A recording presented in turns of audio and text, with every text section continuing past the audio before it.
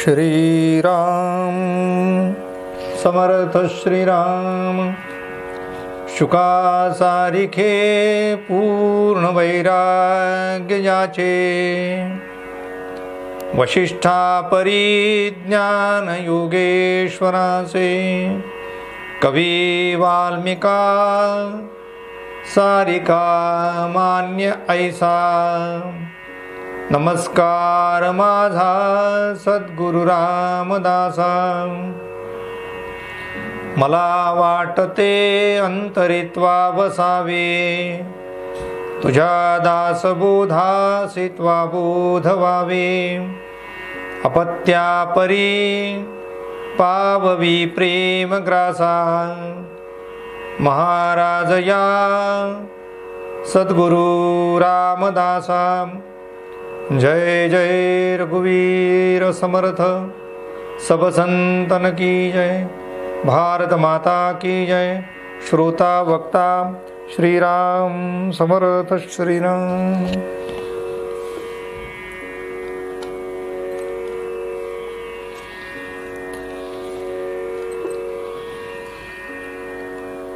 उपस्थित सर्व आदरणीय साधक बंधू आणि भगिनींनो, श्री समर्थांनी दशक 9 समास 10 यामध्ये स्थिती निरूपणा या समासामध्ये सामान्य माणसाची अवस्था बाह्य सुधारण्यासाठी असते, तर असामान्य व्यक्तिमत्वाचे लोक अंतरंग सुधारतात. म्हणून बाह्य सुधारण्याची गरज यापेक्षा जास्त अंतर सुधारण्याची गरज असते. एका श्लोकामध्ये समर्थ म्हणतात, वरी चांगला अंतरी गोड आहे. याचा अर्थ अंतरी जोपर्यंत त्याचं गोड नाही तोपर्यंत बहिरंग किती सुधारलं असेल तर लोकांना ते आवडत नाही. याचा समर्थांनी इथे नाना प्रकारचे दृष्टांत देऊन विचार केलेला आहे, तो आज आपण पाहणार आहोत. श्रीराम समर्थ श्रीराम.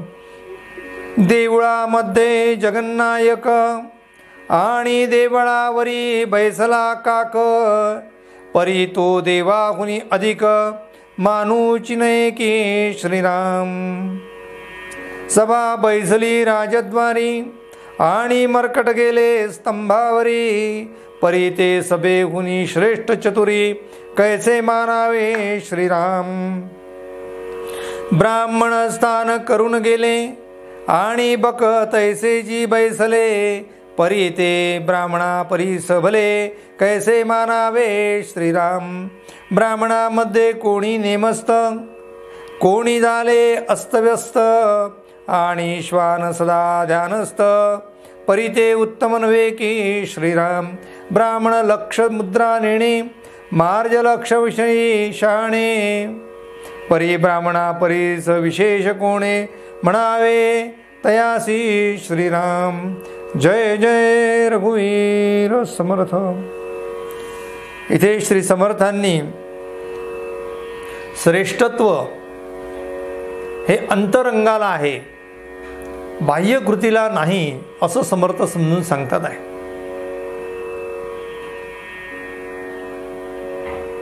साधको, अध्यात्माचा सगळा संस्कार हा मुळामध्ये अंतरंगावर आहे, अंतःकरणावर आहे, मनावर आहे. कुठलाही उपचार हा बहिरंगावर नाही आहे. म्हणून एखाद्या माणसाने गंध लावले काय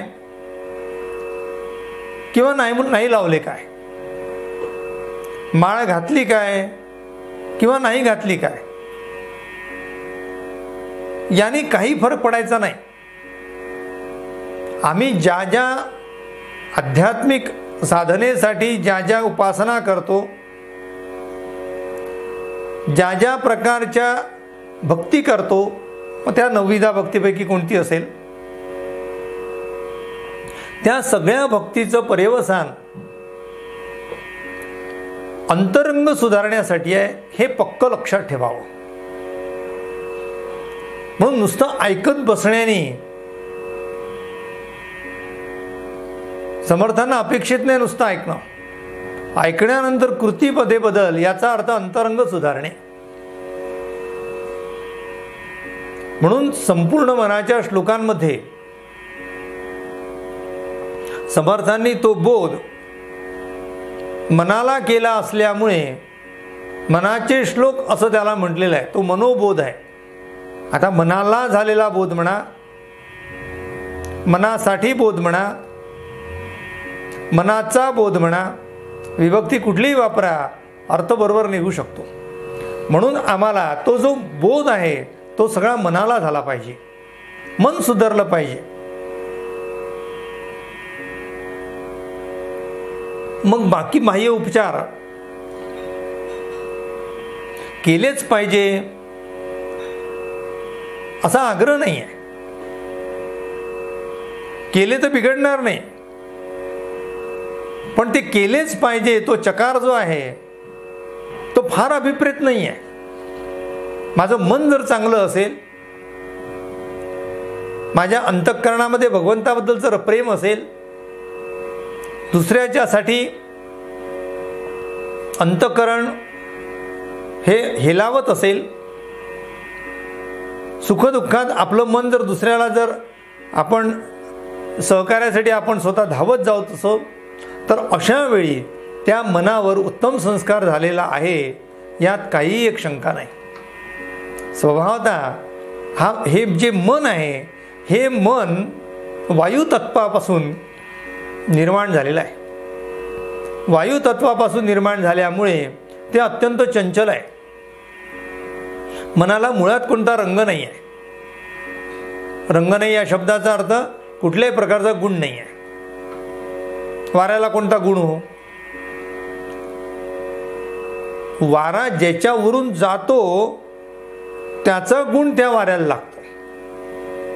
म्हणजे जर तो फुलावून वाहत आला तर सुगंधित वाटतो वारा, तो जर घाणीहून वाहत आला तर तोच वारा आपल्याला दुर्गंधी वाटतो.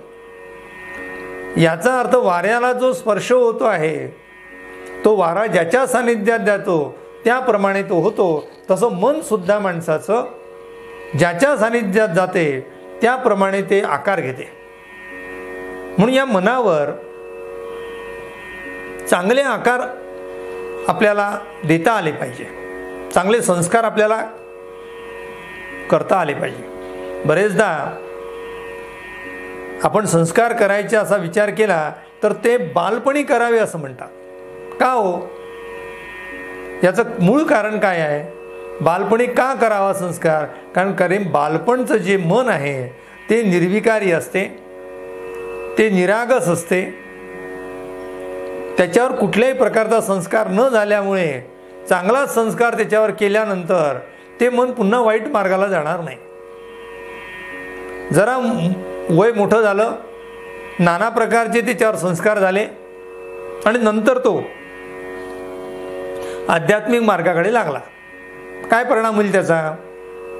याचा अर्थ त्याचं वाईट मन चांगलं होणार नाही असं काही नाही.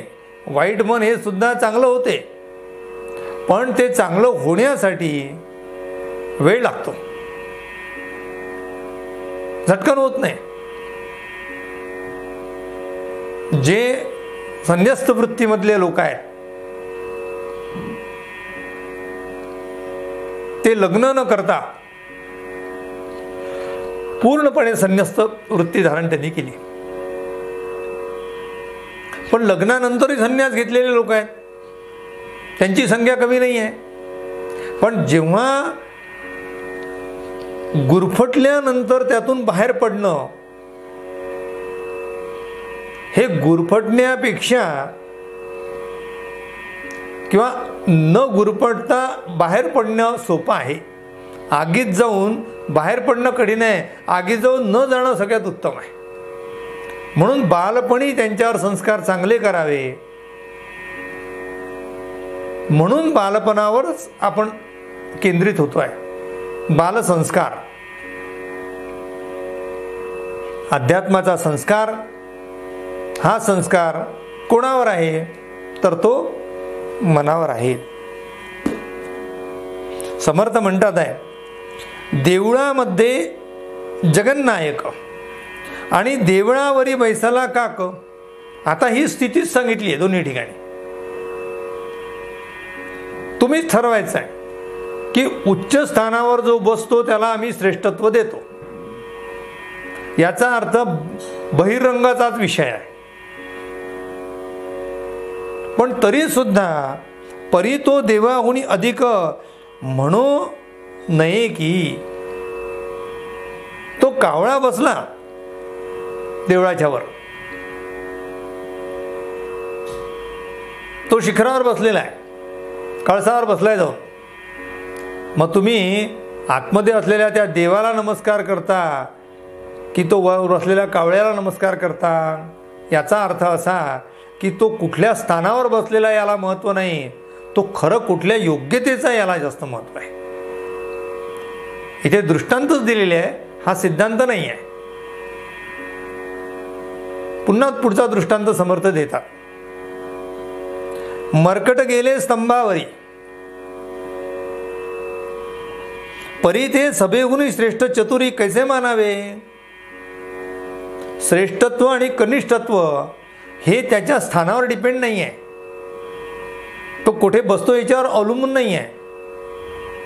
तर श्रेष्ठ आणि कनिष्ठत्व हे त्याच्या गुणांवर अवलंबून आहे, हे त्याच्या योग्यतेवर अवलंबून आहे. व्यवहारामध्ये सुद्धा गुणांची परीक्षा केली जाते.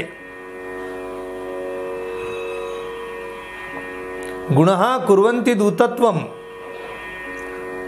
दूरेपि वसताम सताम केतकी गंधमाघ्राय स्वयमायांती षट्पदहा, असं संस्कृत वचन आहे. गुण हे दूत म्हणून येतात आणि ते स्वतः आपलं वैशिष्ट्य, आपलं सामर्थ्य जगाला सांगत राहतात. पण ते गुणाचं वैशिष्ट्य सांगतात, कोणाचे गुण सांगतात? दुरेपी वसताम सताम, दूर असलेल्या संतांचं वर्णन, त्यांचे गुण म्हणून जे दूत येतात ते दूत आम्हाला समजून सांगतात की ते महान आहेत. आता दृष्टांत दिलाय, केतकी गंधमाघ्राय स्वयमायांती षट्पदहा. केतकीचा गंध आहे हे सांगणारे कोण? त्यांचे दूत म्हणजे षट्पद, आणि षट्पद म्हणजे भुंगे. भ्रमर आला याचा अर्थ सुगंध आहे. ज्या ठिकाणी सुगंध नाही तिथे मकरंद नाही, आणि जिथे मकरंद नाही तिथे भ्रमर नाही. म्हणून किंमत येते ती त्याच्या गुणांनी, त्याच्या स्थानाने नाही. म्हणून समर्थ म्हणतात आहे, मरकट गेले स्तंभावरी, जाऊ द्या त्याला, उंचावर जाऊन बसला. परी ते सभेहून श्रेष्ठ चतुरी कैसे मानावे. चतुर माणसाने, हुशार माणसाने, चाणाक्ष माणसाने त्या स्तंभावर जाऊन बसणाऱ्या माकडाला श्रेष्ठत्व कसं काय द्यावं?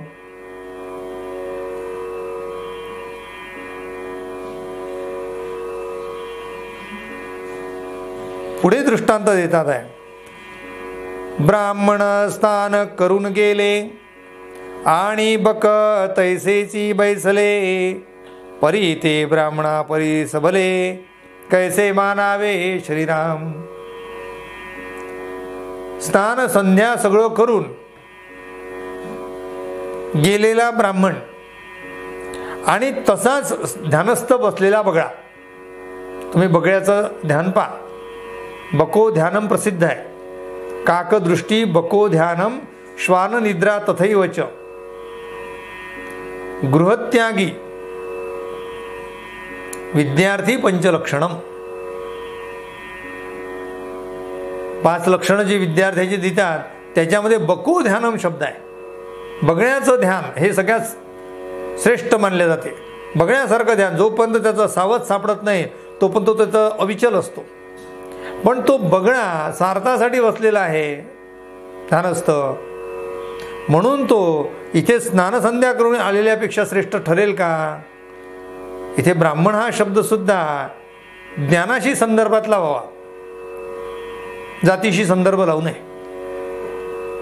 कारण ब्राह्मणाची व्याख्याच करताना ब्रह्म जाणे सो ब्राह्मण असं वचन प्रसिद्ध आहे.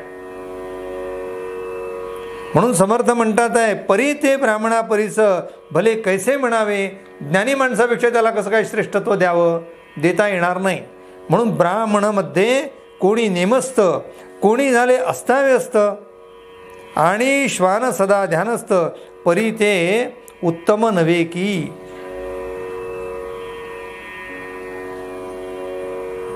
म्हणून श्रेष्ठत्व हे त्याच्या बाह्य कृतीवरून ठरत नाही. बघणा ध्यानस्थ बसलेला आहे,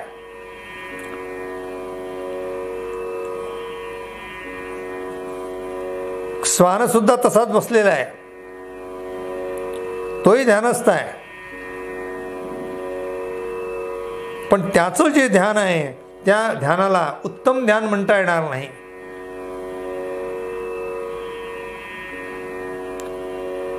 ब्राह्मण लक्षमुद्रा नेणे, मार्जर लक्षविषयी शहाणे, परी ब्राह्मणा परीस विशेष कोणे, म्हणावे तयासी श्रीराम. आता सुद्धा समर्थ पुढे दृष्टांत देतात की लक्ष विषयी मांजरीपेक्षा श्रेष्ठत्व कोणाकडे नाही. ते इतकं आपण म्हणतो अष्टावधानी असा शब्द आलेला आहे. अष्टावधानी म्हणजे एका वेळी 8 ठिकाणी त्याचं लक्ष असते. माणसाचं एका वेळी एका ठिकाणी सुद्धा लक्ष नसते, ते सुद्धा व्यवस्थित नसते. तर एका वेळी 8 ठिकाणी लक्ष देणं सोपं काम नाही. पण मार्जर कशी आहे म्हणजे मांजर लक्षविषयी शहाणे आहे. ती मांजर दूध पिते, पायाचा आवाज होऊ देत नाही, जिभेचा आवाज होऊ देत नाही. मांजरीला जेव्हा उंदीर पकडायचा असतो तेव्हा तिची उंदराकडे जाण्याची आणि उंदराला शोधण्याची तिची किमया पहा. तिला अंधारातलं सुद्धा दिसते, आम्हाला उजेडातलंही दिसत नाही. त्याच्यासाठी चष्मा लावा लागतो. लक्षविषयी शहाणे आहे की नाही ते. पण तरी सुद्धा ब्राह्मणापरीस विशेष कोणे, म्हणावे तयासी. याचा अर्थ तिला शहाणपण म्हणता येणार नाही. तिचं ते बाह्यकृती किती जरी चांगली दिसत असली तरी तिची अंतर्कृती, अंतरामध्ये त्याच्यामध्ये काही बदल आहे का हे पाहिल्या जाते. ब्राह्मण पाहे भेदाभेद, मक्षिका सर्वास अभेद. परितीस झाला ज्ञानबोध, हे तो न घडे की. माशी ही भेदाभेद मानतच नाही. आपण म्हणतो भेदाभेद मानणं म्हणजे चूक आहे. मग मानणं म्हणजे न मानणारा जो आहे तो श्रेष्ठ. मग माशी भेदाभेद कुठे मानते? ती घाणीवरही बसते आणि चांगल्या पदार्थ, जेवणाच्या पदार्थावर येऊन बसते. तिच्या जो कुठे भेद आहे? ती सर्वत्र फिरते. म्हणून समर्थ म्हणतात आहे तिला कोणी चांगलं म्हणणार नाही. कारण तिची बाह्यकृती जरी असेल तरी सुद्धा तिच्या अंतर्कृतीमध्ये तो बदल नाही. उंच वस्त्रे निचल्या आला आणि समर्थ उघडाची बैसला, परी तो आहे परीक्षेला परीक्षवंत. परीक्षावंतांनी त्याची परीक्षा केलेली आहे. कपडे चांगले असतील, वरी चांगला, अंतरी गोड नाही, तया मानवाचे जिणे व्यर्थ पाही. वरून चांगला आहे, शरीर सुंदर सतेज, वस्त्रे आभूषणे केले सज्ज, परी अंतरी नसता चातुर्बीज. चातुर्बीज म्हणजे गुण, चातुर्बीज म्हणजे ज्ञान, चातुर्बीज म्हणजे चाणाक्ष. अंतरी नसता चातुर्बीज, कदापि शोभा न पावे. माणसाचं चातुर्बीज अंतरी, याचा अर्थ आत्मज्ञान. वरून वरून चांगला असेल, एखाद्या इंटरव्ह्यूला एखादा माणूस गेला, इंटरव्ह्यू कोणाचा आहे बाबा, चांगल्या मोठ्या पोस्टची आहे, लाईनमध्ये उभे राहिले, दिसायला चांगला आहे, कपडे चांगले घातलेले आहेत आणि इंटरव्ह्यूला जाऊन बसलेला आहे. मुलाखत सुरू झाली आणि त्या मुलाखतीत 2 प्रश्न विचारले साधे, त्या प्रश्नांची उत्तरं त्याला आली नाही.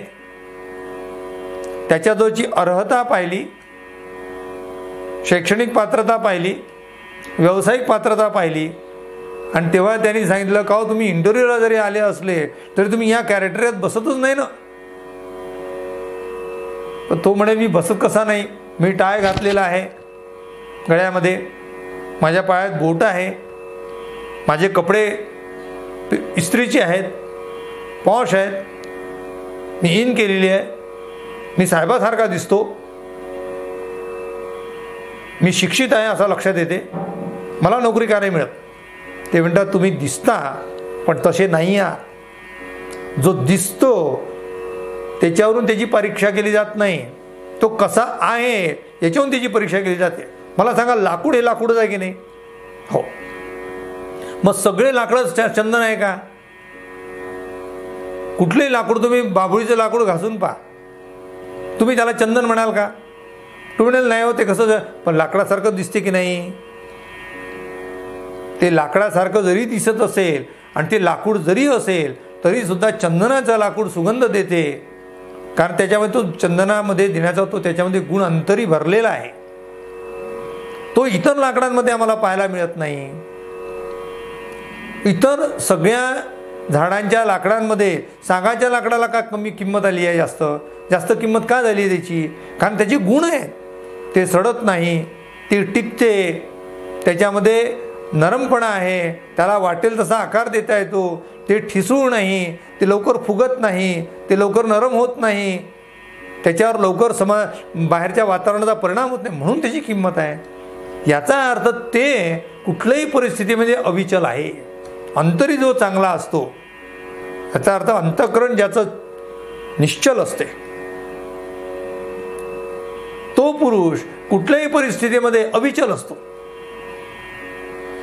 वरून काय त्यांनी वापरलेलं आहे त्याला काही महत्त्व नाही.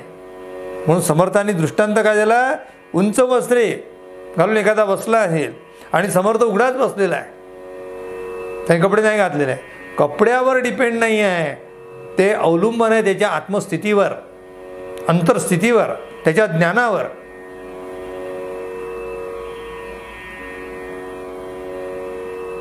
म्हणून कपड्यावर अवलंबून राहता येत नाही, आपल्याला त्याच्या अनुभवावर, त्याच्या ज्ञानावर अवलंबून राहावं लागते. म्हणून समाजामध्ये अशाची किंमत होते की जे ज्ञानी आहेत ते कसे दिसतात त्याला महत्त्व नाही आहे.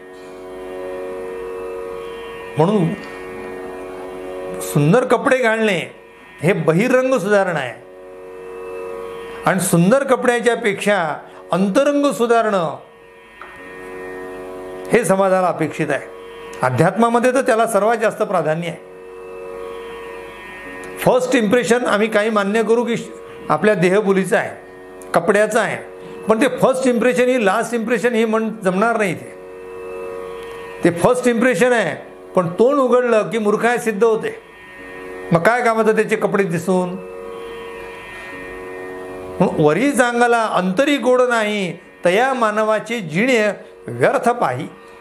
अशा माणसाचे जिणं व्यर्थ आहे.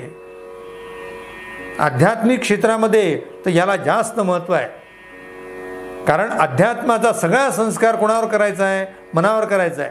त्याचं मन स्वच्छ असलं पाहिजे. म्हणून आमचे तुकाराम महाराज म्हणतात आहे, ते म्हणतात आहे, नाही निर्मळ जीवन काय करील साबण, तैसे चित्त शुद्ध नाही तेथे बोध करील काही.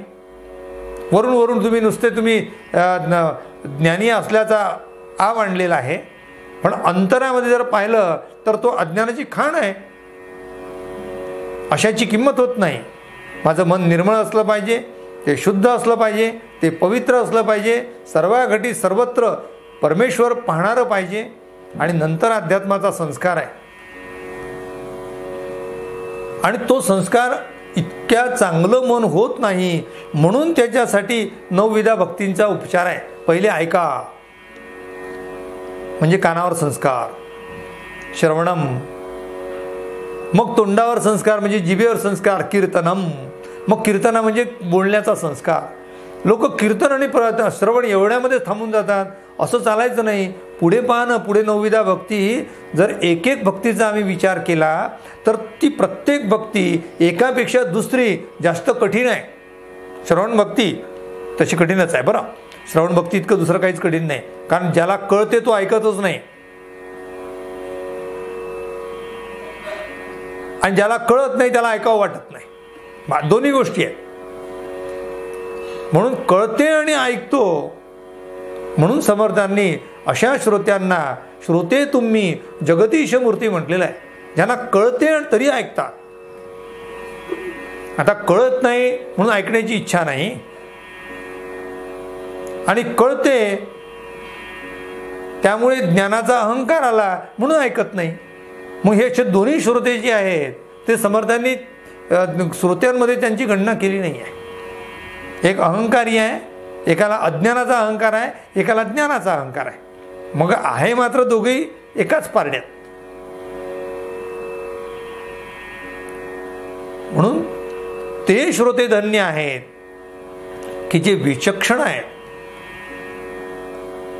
ज्ञानेश्वर माऊली तर म्हणते आहे, श्रोते तुम्ही जगदीशीची मूर्ती. जगदीश मूर्ती म्हटलंय, परमेश्वराचे अवतार आहेत. म्हणून श्रवण भक्ती कठीण आहे. श्रवण भक्तीपेक्षाही कठीण कीर्तन भक्ती आहे.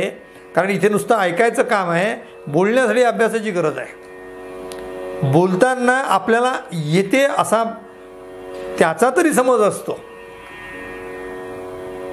आणि त्या समजामुळे कधी कधी ज्ञानाच्या चिखलात अटकू शकतो मनुष्य. म्हणून म्हणजे ऐकणारा श्रोता कधी कधी घसरणार नाही, पण बोलणारा घसरू शकतो. म्हणून ऐकणाऱ्यापेक्षा बोलणारीची जबाबदारी जास्त वाढते. म्हणून त्याला जास्त सावध राहावं लागते. जो जितक्या उंच स्थानावर आहे तितकी त्याला भीती जास्त असते, लक्षात घ्या. श्रोते खाली आहेत आणि वक्ता वर आहे. घसरून कोण पडू शकतो? वक्ता पडू शकतो. श्रोता तर विचारात निवडपणे ऐकणार आहे. ते म्हणतात तुम्ही बोलताय, मी ऐकतोय.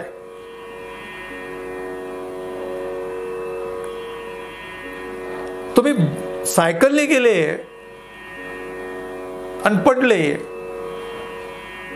तर काय किरकोळ खर्चटेल, एखादी जखम होईल, ठीक होऊन जाईल 2 दिवसांनी. पण 4 व्हीलर ॲक्सिडेंट झाला तर जास्त धोका आहे. त्याच्यापेक्षा आघाडीचा ॲक्सिडेंट झाला तर त्याच्यापेक्षा जास्त धोका आहे. विमानामध्ये गडबड झाली, विमानाचा स्फोट झाला, त्याच्यापेक्षा जास्त गडबड आहे. तुम्ही जितक्या उंच स्थानावर आहात तितकी जबाबदारी वाढते. म्हणून कोणी काही बोलले चालते, पण जो उंच स्थानावर बसलेला आहे त्याला जास्त काळजी घ्यावी लागते. ते व्यवहारात सुद्धा आहे. घरातला मुलगा काही बोलेल, बाबांना बोलता येत नाही. ताई काही बोलेल, आई बोलू शकत नाही. बाबा आणि आई काही बोलतील, पण आजीला आणि आजोबांना बोलता येत नाही. त्यांची जबाबदारी वाढत जाते, कारण ते तितक्या उंच स्थानावर आहेत. म्हणून समर्थ म्हणतात आहे की तुम्ही तुमची अंतरस्थिती सुधारण्यासाठी काही करा. आणि ती स्थिती आम्हाला सुधारता आली, आमच्यात बदल जर झाला तर अध्यात्माचा खरा संस्कार आमच्यावर होईल. आणि आमचं मन बदललं, मन चांगलं झालं तर भगवंत आमच्या जवळच आहे. राहिलेला भाग उद्याच्या निरूपणात पाहू. खूप सुंदर विषय आहे. आपल्या सर्वांच्या हृदयस्थ असलेल्या परमेश्वराला विनम्र अभिवादन करतो आणि आजची निरूपण सेवा येथे संपन्न करतो. उपासनेला दृढ चालवावे, भूदेव संतासी सदा नमावे, सत्कर्मयोगे वय घालवावे, सर्वामुखी मंगल बोलवावे. जय जय रघुवीर समर्थ, सब संतन की जय. भारत माता की जय. श्रोता